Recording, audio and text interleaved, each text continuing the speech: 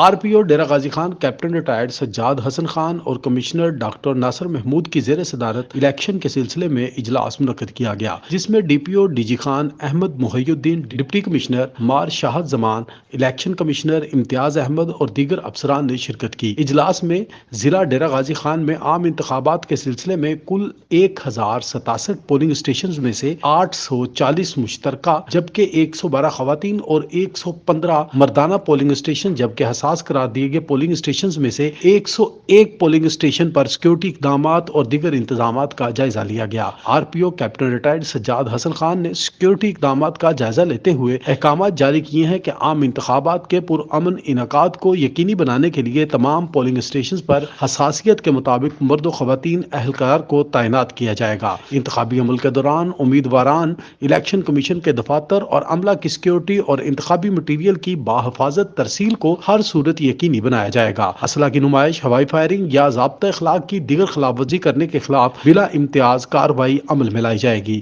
حساس علاقہ جات میں سرچنگ آپریشن کیے جائیں گے، جبکہ اجلاس کے دوران کمشنر ڈاکٹر ناصر محمود بشیر نے کہا ہے کہ ڈیرہ غازی خان ڈویژن میں عام انتخابات کے لیے ٹرانسپورٹیشن، سیکورٹی و متعلقہ معاملات کو حتمی شکل دے دی گئی ہے۔ پاک آرمی رینجرز کے علاوہ police, B M P, Baloch levy کی کوئک رسپانس فورس کی خدمات لی جائیں گی۔ حساس اور انتہائی حساس پولنگ اسٹیشنز پر خصوصی انتظامات۔ مرکزی ضلعی کنٹرول روم میں حساس پولنگ اسٹیشن کی سرگرمیوں کو آن لائن مانیٹر کیا جائے گا۔